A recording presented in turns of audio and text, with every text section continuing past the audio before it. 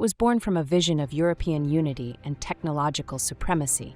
Forged in the final years of the Cold War, it was designed to be the most advanced helicopter of its generation. With a revolutionary composite airframe, the first full fly-by-wire flight controls on a military rotorcraft, and a modular design meant to conquer land and sea, this was meant to be the backbone of NATO air power for the 21st century. This is the NH90. So why are so many of its creators now treating it like a pariah? In an unprecedented move, Norway, one of the original partner nations, has officially terminated its multi-billion-dollar contract, grounding its entire fleet and demanding a full refund. The reason? A catastrophic and systemic failure to perform. After a painful 2-decade saga, their fleet of anti-submarine warfare helicopters, which was contractually required to deliver 3,900 flight hours per year, could barely provide 700. The Norwegian Ministry of Defense delivered a brutal, final verdict. No amount of money, spare parts, or personnel could ever make the NH90 meet the fundamental needs of their armed forces. And Norway is not an outlier. This is a continental crisis unraveling in real time. Australia has prematurely retired its entire fleet, calling the program a project of concern for the last decade. Sweden and Belgium are actively replacing theirs. Even core users like Germany and France have struggled with availability rates so low they would be considered a national scandal in the United States. This story is more than just a failed procurement program. It is a multi-billion-dollar case study in how noble ambition can be defeated by logistical reality. It exposes a critical flaw, not just in one helicopter, but in the very model of pan-European defense projects. Today, we will conduct a deep dive analysis into the promise, the disastrous reality, and the sobering strategic lessons of the NH90 helicopter. To understand the depth of this failure, we must first appreciate the scale of its ambition. The NH90 project was launched in 1985, a time when NATO was focused on confronting the Soviet Union. The vision was to create a common, medium-lift helicopter platform that could replace a myriad of aging national fleets. The goal was doctrinal synergy and logistical simplicity.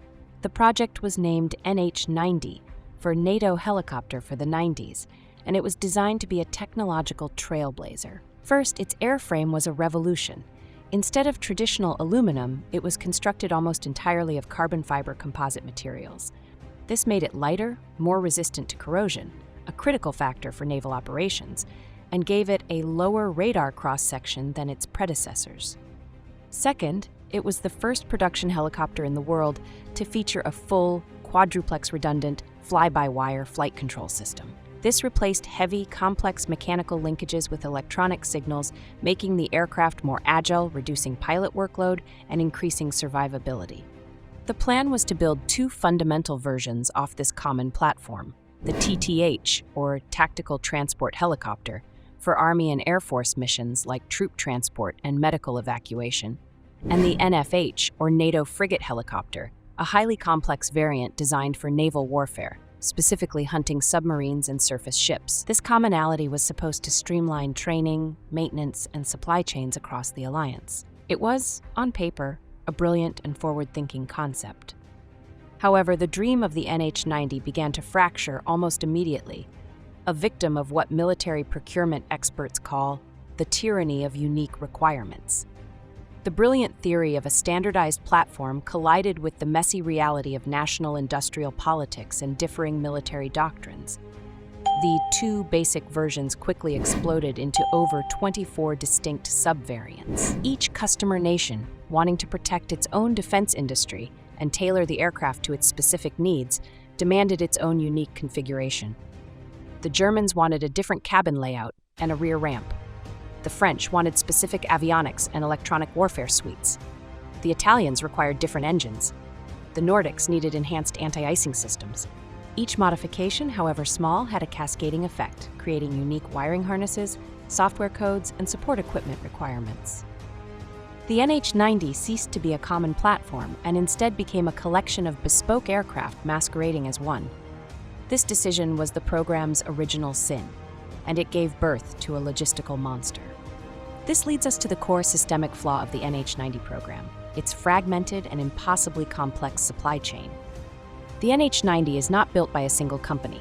It is built by a consortium called NH Industries, a joint venture between Airbus Helicopters, Leonardo of Italy, and GKN Fokker of the Netherlands. Production and responsibility were carved up and distributed across the continent to ensure each partner nation received its fair share of the industrial pie. The forward fuselage might be built in France, the rear fuselage in Germany, the main gearbox in Italy, and the tail rotor in the Netherlands. While this political industrial model is common in large European projects like Airbus commercial jets, it is catastrophically unsuited for a frontline military asset that requires rapid, responsive support. The consequences have been devastating for the end users. When an Australian NH90 needed a spare part, it wasn't a simple matter of ordering it from a central depot.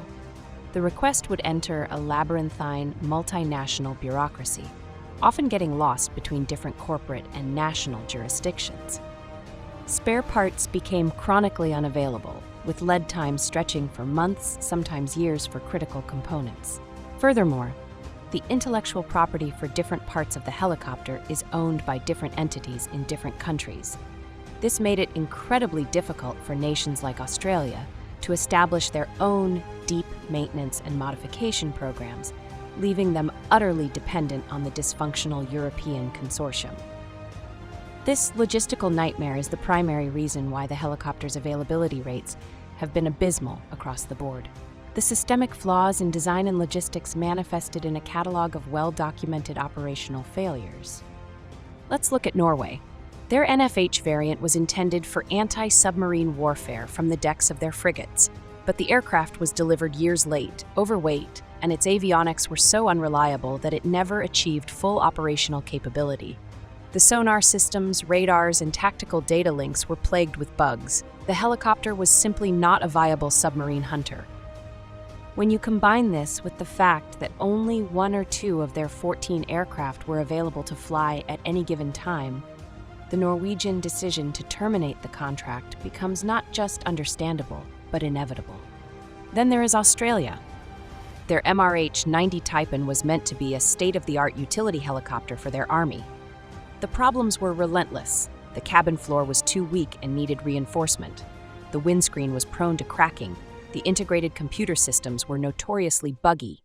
Most damningly for a special operations helicopter, the side door was obstructed, preventing the door gunner from providing covering fire while troops were rappelling.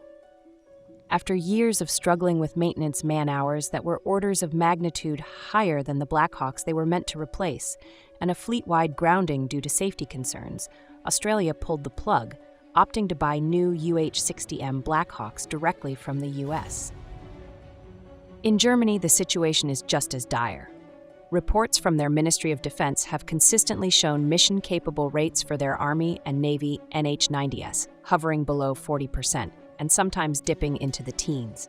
The German Navy's Sea Lion variant, intended for search and rescue, has been plagued by gearbox issues and corrosion, compromising its ability to perform its core mission. The story is the same in Sweden, Belgium, and even New Zealand. The aircraft is too complex, its parts are too scarce, and it spends more time in the hangar than it does in the air. The most telling verdict on the NH90's failure is the aircraft that nearly every frustrated nation is choosing to replace it with, the American UH-60 Black Hawk. From a purely technological, on-paper perspective, a brand new NH90 is more advanced. So why is everyone flocking to a design that first flew in the 1970s? The answer reveals a fundamental doctrinal difference in military procurement philosophy. The NH90 is a racehorse. It's exotic, technologically revolutionary, and capable of incredible performance when it works. The Black Hawk is a workhorse. It's rugged, reliable, and most importantly, proven and available. First, reliability through evolution, not revolution. The Black Hawk is the product of over 40 years of continuous incremental improvement. Every component on that aircraft has been tested, broken, and improved over more than 20 million flight hours in the harshest conditions imaginable. The US military and its allies have debugged the platform over generations. The NH90 was a revolutionary leap, and its users have been forced to act as unwilling beta testers for its unproven systems, with devastating consequences for their operational readiness. Second, the power of a mature, centralized ecosystem. When a country buys a Black Hawk, they are not just buying a helicopter, they are buying into the largest and most mature military helicopter ecosystem on the planet. Sikorsky, now part of Lockheed Martin, operates a massive, centralized production and supply chain.